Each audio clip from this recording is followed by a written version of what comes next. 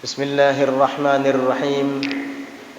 Alhamdulillahi dzil karami wal jalalah. Wa sallallahu wa sallama ala man khatamallahu bihir risalah. Sayyidina Muhammad ibn Abdullah wa ala alihi wa sahbihi wa mawalah.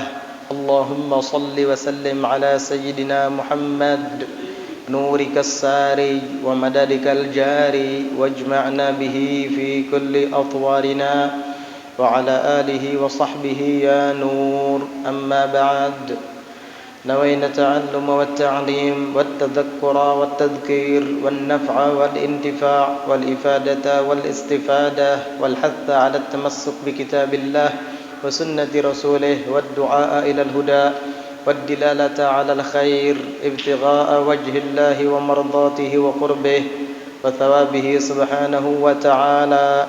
قال الشيخ المصنف رحمه الله تعالى ونفعنا به وبعلومه وأسراره في الدارين آمين رضي الله عنكم. فظاهر الصلاة حظ البدن والجوارح وباطن الصلاة حظ القلب والسر وذلك محل نظر الحق من العبد أعني قلبه وسره. Maka adapun zahirnya salat adalah hadzul badani wal jawarih, bahagian atau jatah badan dan anggota tubuh. Kemarin di pelajaran yang telah lewat sudah kita bahas bersama tentang zahirnya salat, yaitu melaksanakan rukun-rukunnya.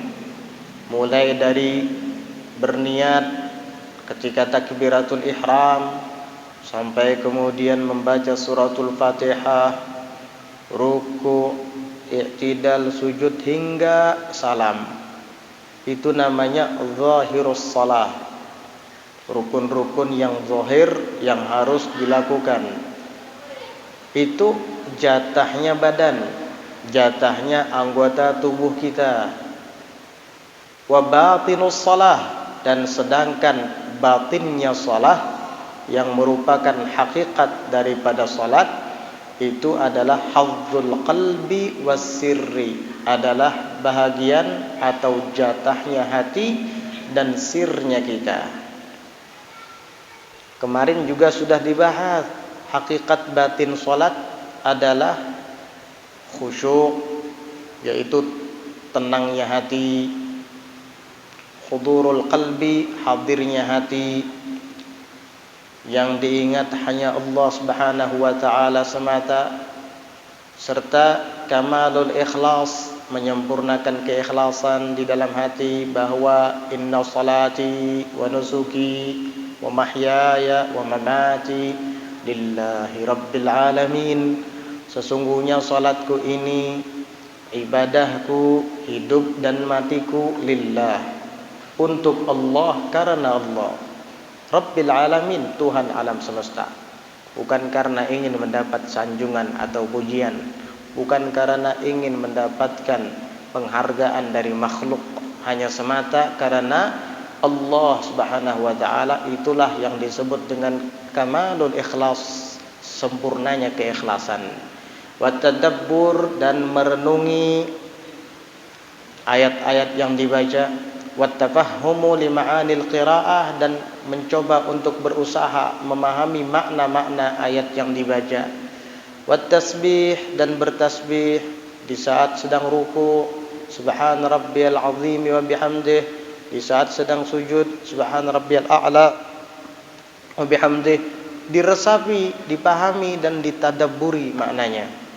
Wa nahwi dzalik min wadha'ibis salatil batinah, dan seumpama dari itu daripada tugas-tugas salat yang batin. Nah, itu jatahnya yang batin ini adalah untuk hati dan sir.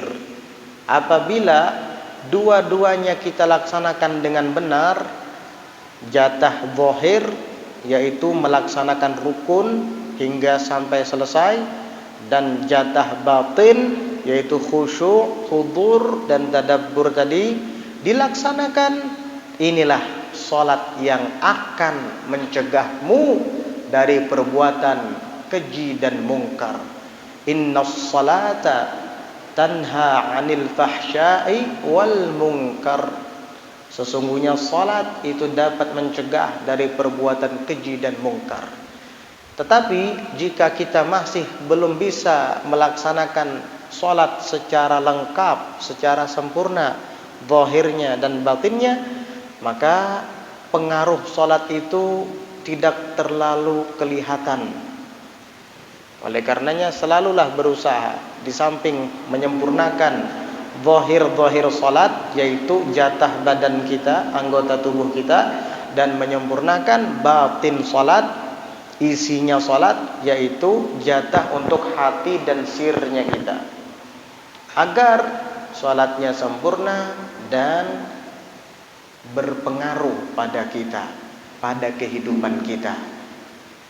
Karena sering kita mendapati orang yang salat masih saja senang menipu para pembelinya, menipu dalam berdagang, dalam berjualan, dalam berbisnis. Dan tidak jarang pula orang itu rajin salat tapi masih saja berjudi. Orang itu rajin salat tapi masih saja menggunjing. Kenapa? Pasti di antara dua bentuk salat ini ada yang tidak beres. Entah itu salat zahirnya kah yang tidak beres, bisa jadi bacaan Fatihahnya yang tidak pas. Makanya kita harus berguru.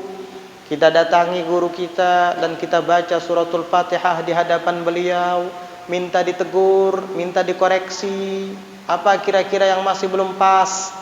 Tolong dibenarkan. Itu orang Bahari itu, menurut kita dulu mendengar cerita, orang tua kita Bahari itu dari saking semangatnya ingin membenarkan bacaan, mereka itu mendatangi guru-guru mengaji sampai kadangkala 1 bulan baru bisa pas bacaannya. Subhanallah. Dan itu hari-hari, bukan seminggu sekali. Ada yang sampai segitu. Entah orang sekarang bagaimana, wallahu a'lam. Itu orang dulu itu. Ya, kalau ayah ini mungkin asal baca aja. Mau benar mau tidak, akhirnya bacanya alhamdulillahirabbil alamin. Ar-Rahmanir Rahim. Asang-asang. Assalamualaikum. Salah itu.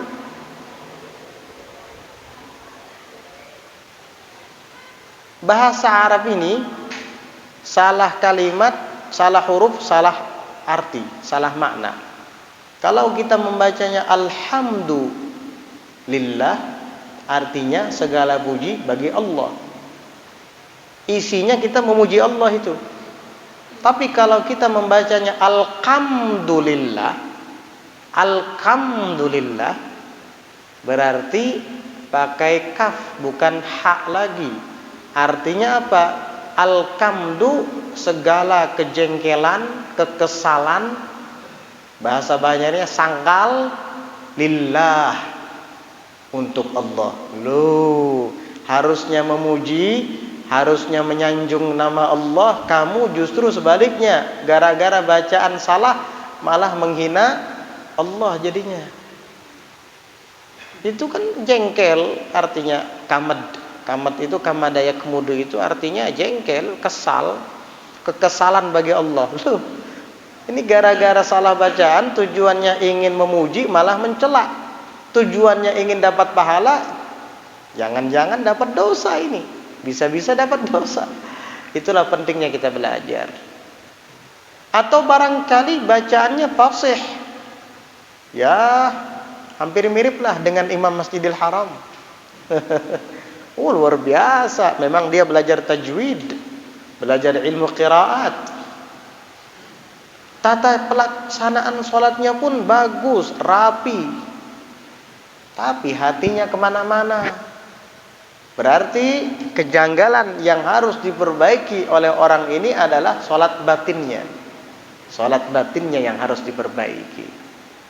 Mulai berusaha untuk bisa khusyuk, untuk bisa hadir bersama Allah, untuk melupakan segala yang berkaitan dengan dunia dan hanya murni mengingat Allah Subhanahu wa taala seperti yang kita jelaskan di pelajaran yang lalu.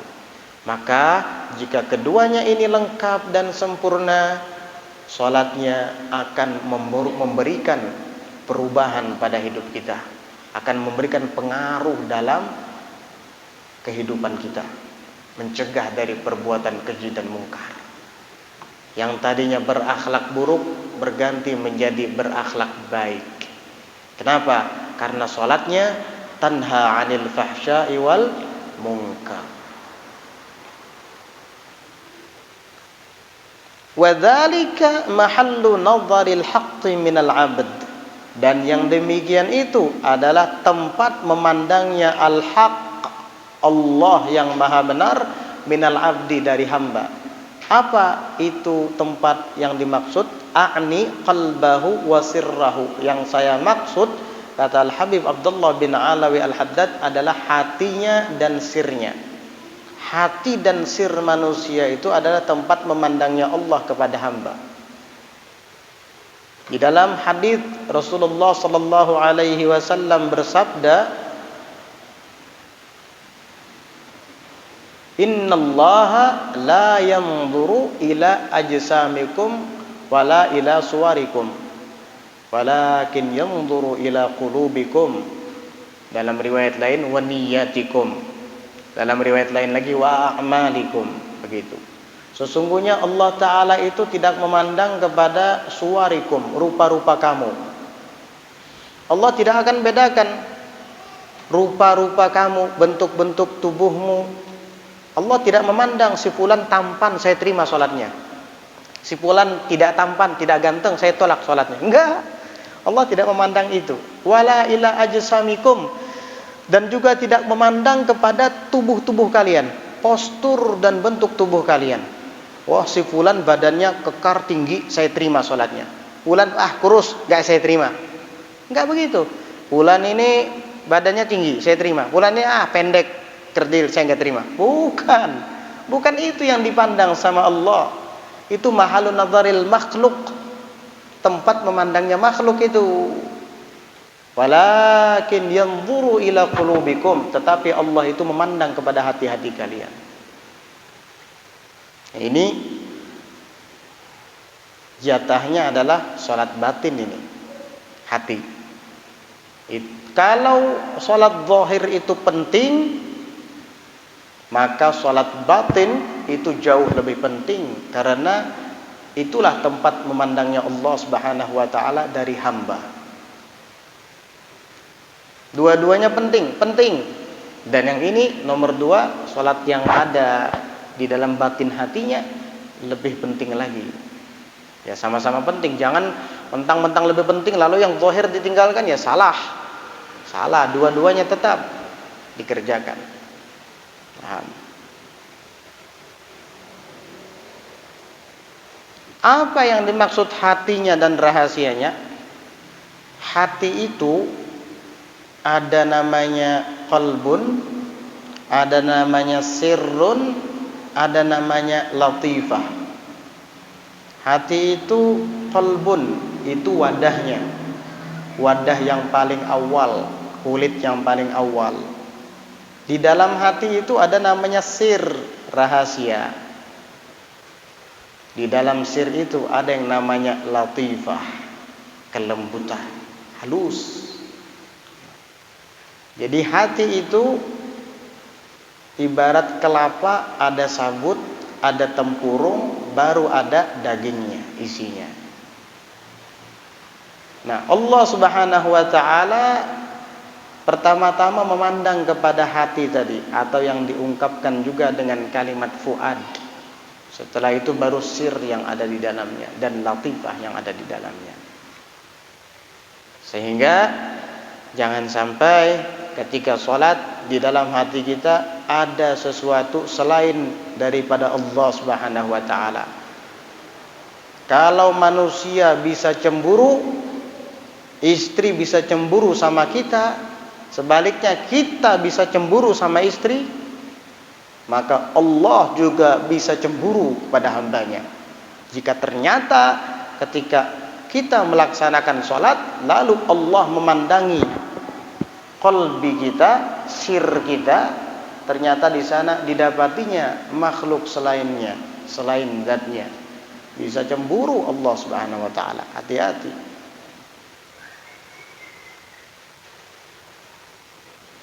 Qala al-Imam al-Ghazali, berkata Imam Al-Ghazali rahimahullahu taala, semoga Allah merahmati beliau, mathalul ladzi yuqimu suratas salati adh-dhahirata atau suratas salati adh-dhahirata, surah salat yang zahir,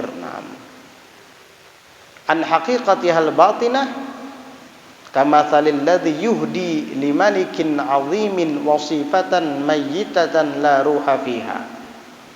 Kata Imam Ghazali, mathalul ladzi, perumpamaan orang yang yuqimu surata salatidh dhahirata, orang yang mendirikan akan bentuk salat yang zahir, bacaannya bagus, fasih, gerakannya pas, tidak ada yang keliru, rukuknya, i'tidalnya, tumakninahnya, sujudnya, duduk tasyahud awal, iftirashnya, duduk tasyahud akhir, tawarruknya, itu semua bagus. Dia tegakkan surat as-salatidh dhahirata, bentuk salat yang zahir. Wa yaghfalu an haqiqatihal batinah, sedangkan ia lalai, lupa daripada hakikatnya salat yang batin. Artinya zahirnya bagus, kelihatan, tapi batinnya kosong. Itu kata Imam Ghazali, perumpamaannya kamathalil ladzi yuhdi limanikin 'azimin wasifatan mayyitatan la ruha fiha. Sama perumpamaannya seperti orang yang menghadiahkan kepada raja yang agung akan pelayan yang sudah mati, yang tidak ada ruh baginya, mati sudah. Orang mati dijadikan persembahan kepada raja. Wahai tuan raja, terimalah hadiah dari saya, seorang pelayan, seorang budak. Pertama-tama raja mendengarnya senang. Ayo, mana pelayan budak yang kamu hadiahkan ke saya? Begitu dia hadiahkan, ternyata budaknya sudah mati, mayat. Iya. Walaupun cantik budak tersebut, tapi mayat. Ya. Walaupun indah sholatnya, bagus bacaannya, merdu suaranya, gerakannya, tapi kosong. Persis seperti menghadiahkan kepada seorang raja seorang pelayan yang mati, walaupun cantik budak tersebut. Wa mathalul ladzi yuqassiru fi iqamati dhahiratis shalah, dan perumpamaan orang yang yuqassir, lalai, teledor, fi iqamati dhahiris shalah, dalam menegakkan zahirnya salat. Ini sebaliknya ini. Sembahyangnya asal-asalan. Allahu Akbar. Amin. Allahu Akbar. Apalagi tarawih. Iya. Kakinya gerak-gerak. Nah, ini sebaliknya. Zahir salatnya tidak benar. Iya, cara bacaannya salah, cara rukunya salah. Asal-asalan. Kamathalil ladzi, sama seperti orang yang yuhdi ilal malik, menghadiahkan kepada raja, wasifatan, seorang pelayan, maqtu'atal atraf, yang terputus kaki dan tangannya. Atraf itu sisi-sisi tubuhnya putus, artinya tangannya buntung, kakinya buntung. Tuan raja, saya punya pelayan wanita cantik, budak wanita cantik nih. Saya akan hadiahkan kepada tuan raja. Oh, bawa ke sini, kata raja. Saya akan senang hati menerima hadiahmu. Begitu dihadirkan ke hadapan raja, cantik memang, cantik rupanya. Tapi tangannya buntung, kakinya buntung. Udah gitu apa? Mabqu'atal ainain. Dua matanya buta, tercongkel. Ini fahuwa walladzi qablahu, maka dia yang menghadiahkan raja budak perempuan cantik tetapi tangan kakinya buntung, matanya buta, tercongkel. Walladzi qablahu, dan yang sebelumnya tadi menghadiahkan kepada raja budak yang sudah mati walaupun cantik. Muta'arridhani, keduanya ini akan siap-siap menghadapi minal malik, dari sang raja, bihadiyatihima, dengan sebab hadiah keduanya tadi. Menghadapi apa? Lil iqabi wan nakal, bagi siksaan, wan nakal, dan hukuman. Bukan malah diberi penghargaan, kamu bakal disiksa, kamu bakal dihukum. Kenapa? Karena ini bukan persembahan, tapi penghinaan. Bismillah. Ini penghinaan, bukan persembahan. Sehingga bukan malah penghargaan yang diberikan oleh raja, bukan malah upeti yang akan diberikan oleh raja, justru malah siksaan dan hukuman. Kenapa? Listihanatihima bil hurmah, karena keduanya itu menghina bil hurmati, dengan kehormatan raja. Masa seorang raja yang mulia dan diagungkan oleh rakyatnya, kamu beri hadiah sosok mayat, atau kamu beri hadiah budak yang buntung tangan kakinya juga buta matanya, mau diapakan? Nggak ada fungsinya. Nah, begitu juga orang yang mempersembahkan sholatnya kepada Allah Subhanahu wa ta'ala, tetapi dia tidak mendirikan hakikatnya yang zahir, tidak ada ruhnya, atau dia mendirikan hakikatnya yang batin tetapi tidak mendirikan hakikatnya yang zahir, itu kurang. Sebaliknya tadi, mendirikan hakikat yang zahir tetapi tidak mendirikan hakikat yang batin, itu juga tidak ada ruhnya. Fa iyyaka, maka hati-hatilah kamu, antuhdiyaha, bahwa menghadiahkan akan dia salat, bihadhihi sifati, dengan sifat seperti ini, yaitu zahirnya diperindah, batinnya kosong. Batinnya diperhatikan, oh ingat sama Allah, tapi rukunnya tidak dikerjakan. Eling katanya. Oh, rukunnya nggak dikerjakan. Udah, yang penting kita ingat, zikir dah, yang penting ingat. Tapi kok rukunya nggak ada, kok sujudnya nggak ada, takbiratul ihramnya nggak ada, apalagi salamnya. Yang penting hatinya. Wah, yang penting hatinya. Kalau gitu kamu nggak usah makan, niat aja. Yang penting hatinya, kenyang perutmu. Ya enggak kan? Hati niat, makan disuap, baru kenyang. Kalau cuma niat nggak kenyang. Saya niat makan, kenyang hati kamu, perut kamu. Saya niat makan nasi. Kalau haus saya niat minum, bisa hilang dahaganya? Enggak bisa. Mengingat air aja biar hilang dahaganya, enggak hilang-hilang. Minum airnya baru hilang. Ingat makan aja biar kenyang perutnya, enggak bisa. Suap nasinya baru kenyang perutmu. Ingat Allah biar sholatnya diterima. Mana sholatnya? Rukunya enggak ada, takbiratul ihramnya enggak ada, sujudnya enggak ada. Enggak bisa seperti itu. Dua-duanya harus dijalankan. Iqamatu zahiris shalah wa batiniha, mendirikan zahirnya salat dan batinnya salat. Kalau kamu menghadiahkan itu kepada Allah Subhanahu wa taala bihadhihi sifah, dengan sifat seperti ini, hanya zahirnya saja, batinnya kosong, atau batinnya saja, zahirnya tidak dilaksanakan, fatastaujibal uqubata, maka engkau berhak untuk mendapatkan hukuman, sebagaimana orang yang menghadiahkan kepada raja tadi budak yang sudah mati, atau orang kedua tadi budak yang hidup tetapi tangan kakinya buntung dan matanya tercongkel. Pasti yang akan didapat olehnya adalah hukuman dan siksaan dari raja, bukan penghargaan.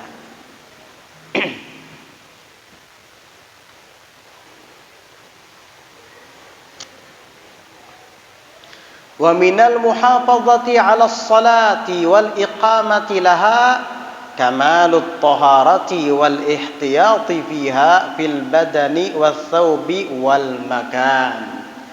Dan termasuk memelihara akan salat dan mendirikan baginya salat, maksudnya betul-betul memelihara dan menjaga salat dengan benar, diantaranya adalah kamalut taharati wal ihtiyati fiha atau wal ihtiyatu fiha. Kamalut taharati, sempurnanya dalam bersuci, wal ihtiyatu, dan berhati-hati fiha, padanya bersuci, fil badani, di badan, wath thawbi, dan pakaian, wal makan, dan tempat sholat. Ini adalah termasuk kesempurnaan sholat. Perhatian dan jaga-jaga dalam perihal bersuci. Suci badan, pakaian, dan tempat. Suci badan dari apa? Suci badan dari najis dan hadas. Hadas terbagi dua, ada hadas besar, ada hadas kecil. Badanmu harus suci dulu kalau mau sholat dari hadas besar dan hadas kecil. Hadas besar adalah seperti junub atau perempuan yang sudah bersih dari darah haidnya, namun dia masih belum mandi wajib, atau wanita pasca melahirkan sudah tuntas daripada darah nifasnya, tetapi dia belum juga mandi wajib. Ini masih dikategorikan berhadas besar. Jangan sholat dulu, mandi dulu. Kemudian kalau kamu batal wudu, angkat lagi hadas kecil, baru sholat. Itu artinya suci badan. Suci badan dari hadas dan dari najis. Kalau dari hadas, yaitu hadas besar dan hadas kecil. Perhatikan tata cara menghilangkan hadas besar. Mandi wajib. Mandi wajib itu syaratnya ada dua, rukunnya ada dua. Beda dengan wudu. Kalau wudu kan ada 6 rukunnya. Kalau mandi wajib rukunnya ada 2. Kerjaannya mandi, tapi rukunnya cuma 2. Pertama an-niyah, berniat, yaitu nawaitu raf'al hadatsil akbar an jami'il badani fardha lillahi ta'ala. Aku berniat mengangkat hadas besar dari seluruh badanku karena Allah Ta'ala. Kalau ingin yang lebih ringkas dan pendek lagi, nawaitul ghuslal wajiba lillahi ta'ala. Cukup. Aku berniat mandi wajib karena Allah Ta'ala. Selesai. Itu paling singkatnya niat mandi wajib.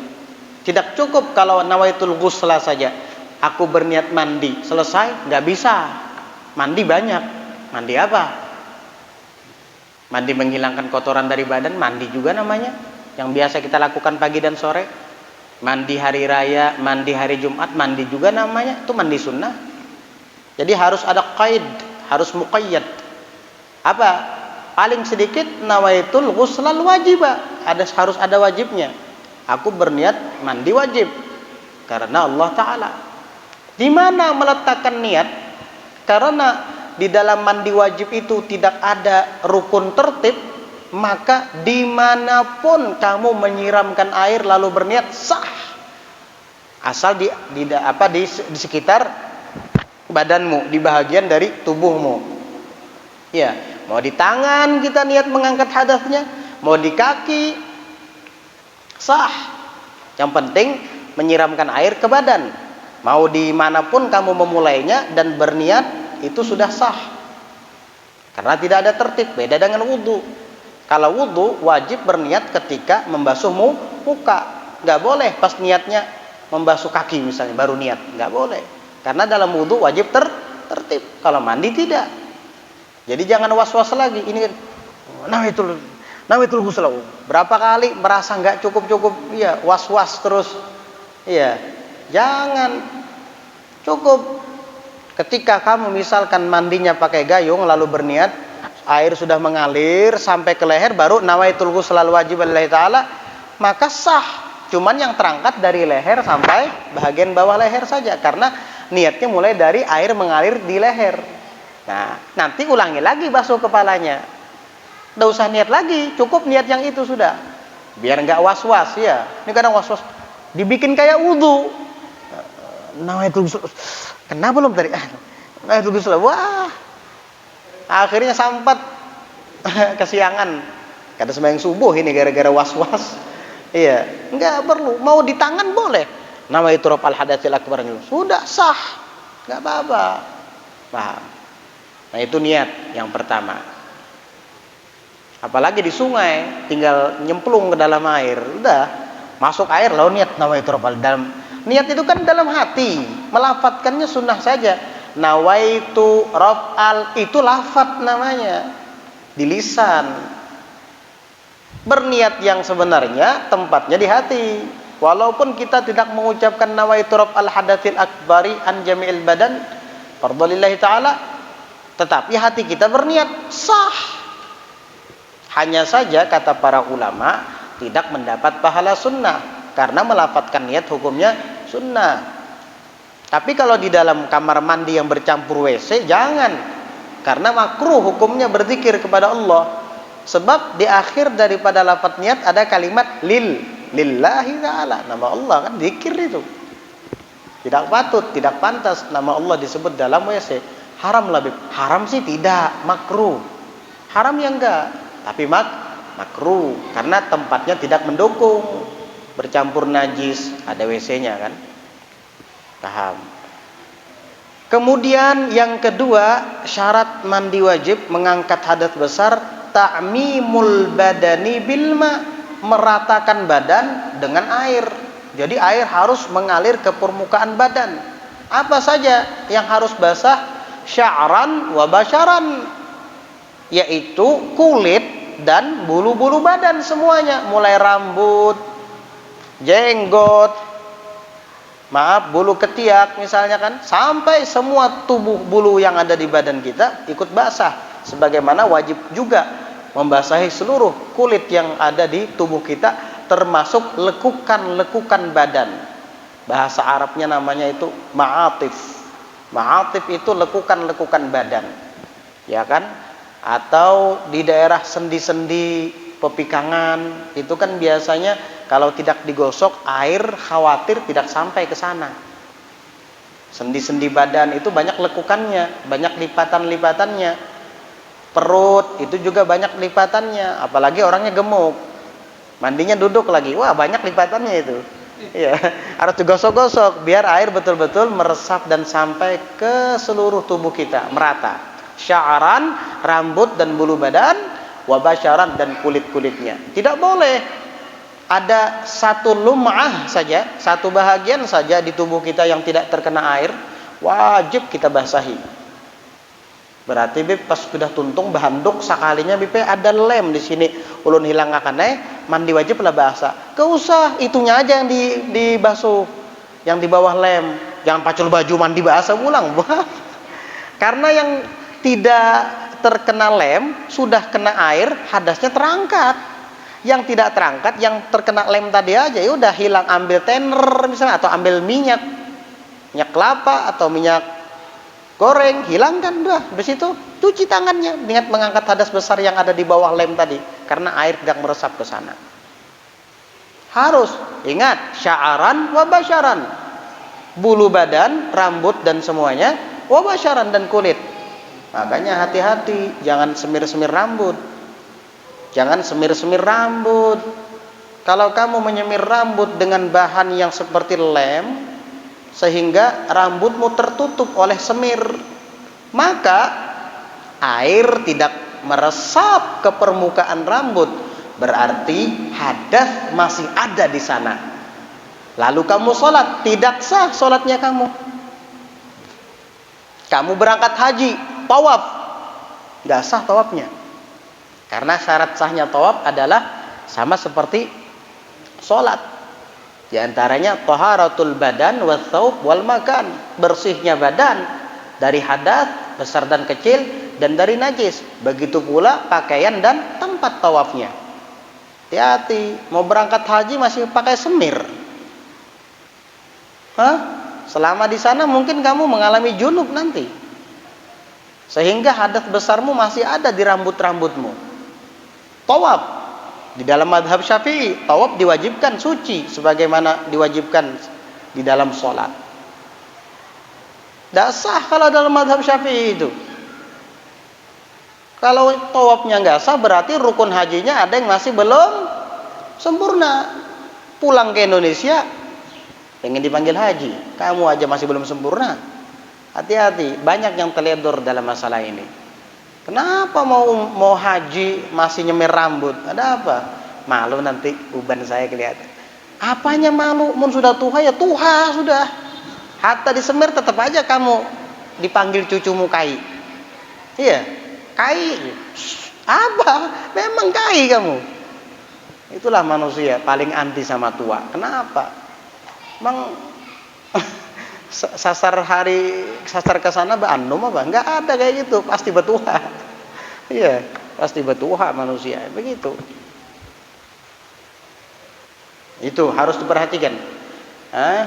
Kemudian hadas kecil itu diangkat dengan cara berwudu. Kita sudah tahu semua. Wudu itu ada 6 rukunnya, fardu-fardunya. Pertama niat, kedua membasuh wajah. Wajah itu panjangnya dari mulai tempat tubuhnya rambut sampai dagu dan rahang kanan dan kiri. Adapun lebarnya mulai dari telinga sini sampai ke telinga yang satunya lagi. Semua yang ada di batasan itu wajib basah. Termasuk nih rambut-rambut yang ada di sini, kumis, alis, semua. Jenggot ada 2. Ada kalanya tebal, ada kalanya tipis. Kalau tebal nggak wajib sampai ke dalam karena sulit. Cukup bahagian luarnya saja, tapi sunnah ditakhlil, selat-selati begini. Kalau tebal, tapi kalau tipis, ya 4-5 bilah aja misalnya kan. Ya, cabut aja. Ya wajib air meresap sampai ke permukaan kulit karena tidak sulit untuk menyampaikan air ke sana. Jadi jenggot itu ada 2, ada lihyah kathifah, ada lihyah khafifah. Ada jenggot yang tebal, ada jenggot yang tipis. Kalau yang tebal itu apa sih dobitnya yang tebal itu? Yang tebal itu adalah bihaitsu la tura basyaratuhu fi majlisit takhatub. Sekiranya kulitnya itu tidak kelihatan di dalam majlis atau tempat duduk kita berdialog. Kata para ulama, biasanya orang itu kalau berdialog jarak idealnya itu 3 hasta. Paling kada benar 3 hasta. 1,5 meter lah enggak. Biasanya kayak itu. Apa kabar? Bepanderan kan gini, berhadapan biasanya 3 hasta itu. Gak mungkin sekilan gini bepanderan. Mau berantem gitu. Nak berkelahin itu. Sekilan aja no berhadapan gini bepanderan enggak mungkin. Atau jauh kayak ini berkuciak enggak mungkin. Idealnya itu berapa? 3 hasta, sekitar 1,5 meter.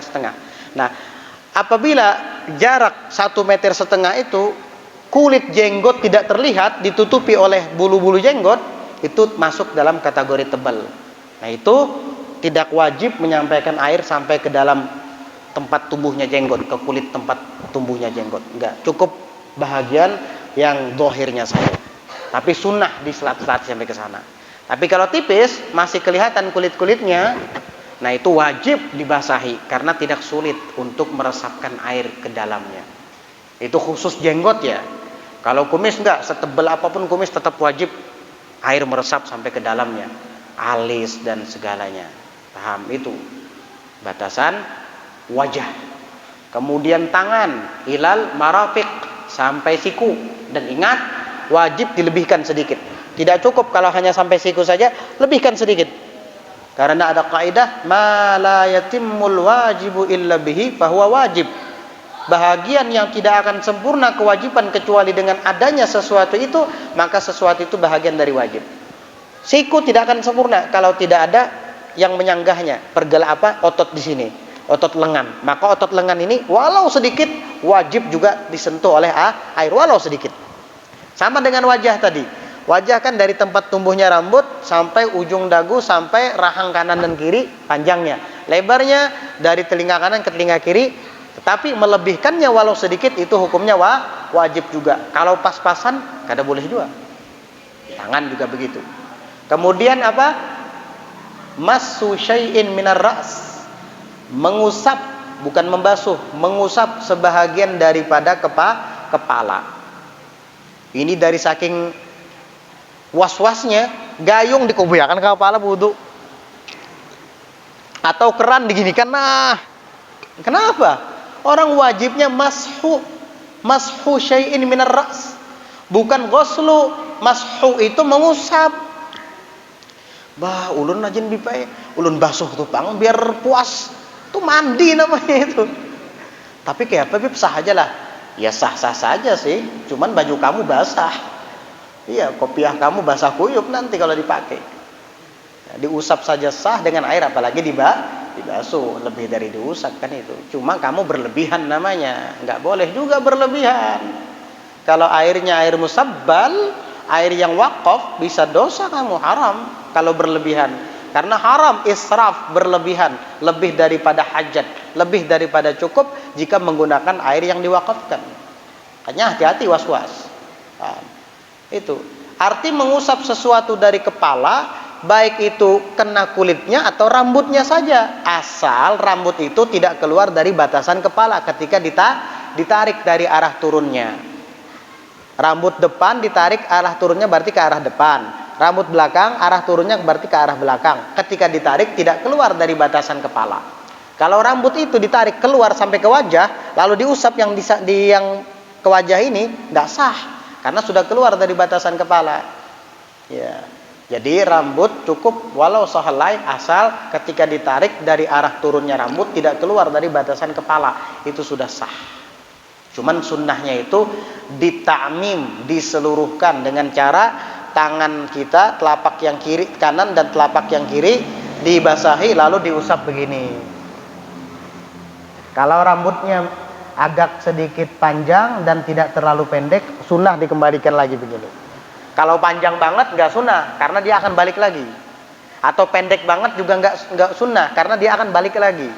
Tapi bagi yang rambutnya tidak terlalu panjang, tidak pendek, sunnah dikembalikan lagi ke depan. Itu cara wudu mengusap kepala. Kemudian apa yang wajibnya lagi? Membasuh kedua kaki sampai kedua mata kaki, kanan dan kiri, kaki sampai dua mata kaki, lebihkan sedikit. Setelah itu apa? Tertib, selesai. Lebih kumur-kumur nggak ada masuk tadi, membasuh hidung nggak ada, terus ngusap telinga juga nggak ada, gimana? Itu sunnah, itu sunnah. Lain lagi. Ini yang kita bahas rukunnya. Nah, sunnahnya itu juga dilaksanakan. Dan harus bersih daripada najis yang tidak dimakfu di badan. Hati-hati, perhatikan badan kita, jangan sampai ada najis. Wathawb, dan baju, pakaian kita, jangan sampai ada najis di pakaian kita. Jangan sampai ada bangkai semut, bangkai nyamuk, atau bangkai lalat. Tidak boleh. Ya, karena itu mayitah adalah najis. Andai kata ada bangkai semut di saku kantong baju kita bawa sembahyang, nggak sah sholat kita. Paham? Jadi harus bersih pakaian daripada najis dan semua yang dibawa oleh badan kita.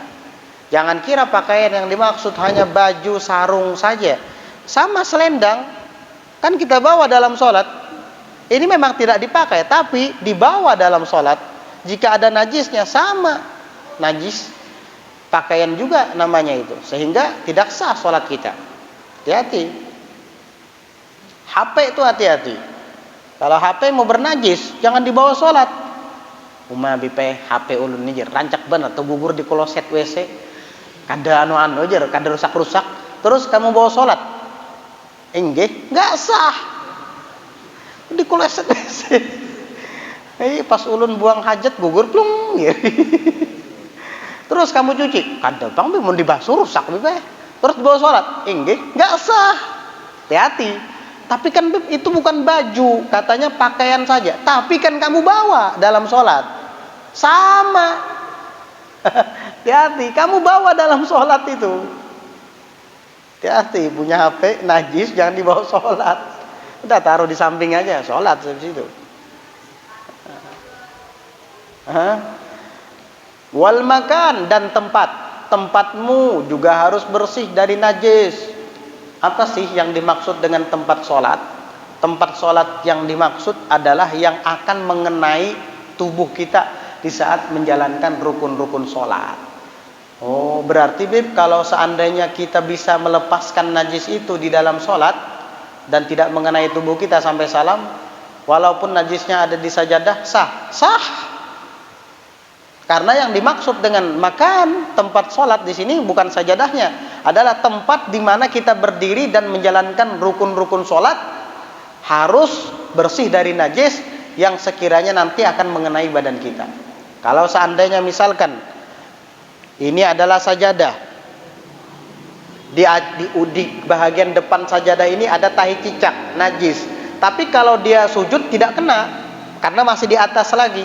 Atau misalkan sejajar dengan dada kita ketika sujud, karena cuma sekedar sejajar tetapi tidak mengenai dada kita atau tidak mengenai selendang apabila jatuh ke sana, enggak apa-apa, sah. Walaupun di sajadah, tetapi tidak mengenai badan kita, tidak mengenai pakaian kita, maka itu tetap dikatakan sah, tetap dikategorikan sucinya tempat dari najis. Karena yang dimaksud tempat di sini sekali lagi adalah yang akan berkenaan atau mengenai tubuh kita di saat menjalankan rukun sholat, di saat berdiri, di saat ruku, di saat sujud, duduk hingga salam, tidak akan mengenai najis itu, maka itu tetap dikategorikan tempat sholatnya suci. Karena yang dimaksud tempat sholat adalah yang akan kita. Paham ya? Qala alaihi salatu wassalam, bersabda Rasulullah sallallahu alaihi wasallam, at-tahuru miftahus shalah. Bersuci itu adalah kuncinya salat. Begitu kata Nabi. Sehingga wajib hukumnya kita bersuci. Suci badan dari najis. Itu istinja tuh penting diperhatikan. Harus bersih kalau istinja. Jangan sembarangan, betul-betul tuntas. Baik itu istinja di kubul ataupun di dubur. Jangan sampai ada najis yang tersisa. Iya. Di pakaian dan di tempat. Nah, itu adalah kuncinya sholat. Berarti kalau ada yang tidak suci di antara tiga ini, entah itu badan atau itu pakaian atau tempat sholatnya yang mengenai badannya di saat menjalankan rukun, maka kunci sholatnya tidak ada. Bagaimana kita bisa membukanya? Iya kan, kalau kita mau masuk rumah kan rumahnya dikunci, harus punya kunci. Kalau nggak ada kunci bagaimana bisa membukanya? Sholatmu tidak sah. Jadi pegang dulu kuncinya. Ada lagi di dalam kitab Hasyiatul Baijuri, riwayatnya ini ada tambahan. At-tahuru miftahus shalah was-shalatu miftahul jannah. Sambungannya begitu di dalam Hasyiatul Baijuri, sambungan hadisnya. Bersuci kuncinya sholat. Dan sholat kuncinya surga. Sudah punya kunci surga belum? Kalau kamu sholat 5 waktumu, apalagi disempurnakan dengan yang sunnah, berarti kamu punya kunci surga. Kalau kamu tidak sholat, berarti kamu tidak punya kunci surga.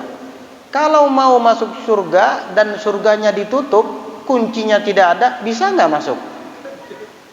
Mau didobrak surganya, dipentung sama malaikat Ridwan. Apa ini kata malaikat Ridwan, gedor-gedor di surga? Kamu punya kuncinya apa enggak? Enggak punya. Enggak sholat. Udah, ini bukan tempatmu, tuh tempatmu di sana. Naudzubillah. Jadi begitu. Bersuci kuncinya sholat, dan sholat kuncinya surga. Kalau mau masuk surga, kamu harus punya kuncinya. Apa itu? Sholat. Wa fil haditsil akhar, dan di dalam hadis lain, at-tahuru syatrul iman.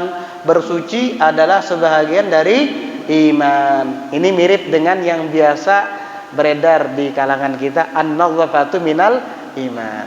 At-tahuru syatrul iman. Bersuci adalah bahagian daripada iman. Orang mukmin itu bersih. Ya, kebersihan sebagian dari iman. Bersuci, ya kalau orang bersuci pasti bersih kan? Ya, bersih, namanya bersuci. Suci itu untuk bersih. Wa isbaghul wudu'i wallahu a'lam bissawab. Nah, di antara kesempurnaan salat tadi memelihara bersuci, dan di antara memelihara bersuci adalah menyempurnakan wudu. Apa itu isbaghul wudu, menyempurnakan wudu? Insyaallah kita akan bahas di pelajaran mendatang. Wallahu a'lam bissawab. Mudah-mudahan Allah karuniakan kepada kita ilmu yang bermanfaat, dan Allah faqihkan kita, pahamkan kita dalam urusan agama, dan berikan taufik hidayahnya kepada kita serta kekuatan untuk dapat mengamalkan ilmu-ilmu yang kita pelajari. Dan kita juga berdoa di majelis yang mulia ini untuk saudara-saudara kita muslimin dan muslimat yang tertimpa musibah banjir. Mudah-mudahan Allah Ta'ala tabahkan hati mereka, berikan kesabaran kepada mereka, dan Allah Ta'ala gantikan barang-barang mereka yang hilang insyaallah dengan yang lebih baik dari sebelumnya. Dan mudah-mudahan musibah ini menjadi i'tibar, pelajaran dan teguran bagi kita semua, baik yang tertimpa bencana banjir ataupun yang tidak. Mudah-mudahan Allah Subhanahu wa taala kabulkan segala hajat kita dan sembuhkan setiap yang sakit di antara kita, dan angkat seluruh bala, bencana, mara, bahaya dan musibah dari seluruh perkampungan dan negeri umat Islam dimanapun berada. Amin Allahumma amin ala hadhihi niyyah wa ala kulli niyyatin salihatin jami'atin syamilah li khairatid dunya wal akhirah wa ila hadratin nabiyyi Muhammadin sallallahu alaihi wa ala alihi wa sahbihi wa sallam. Al-Fatihah.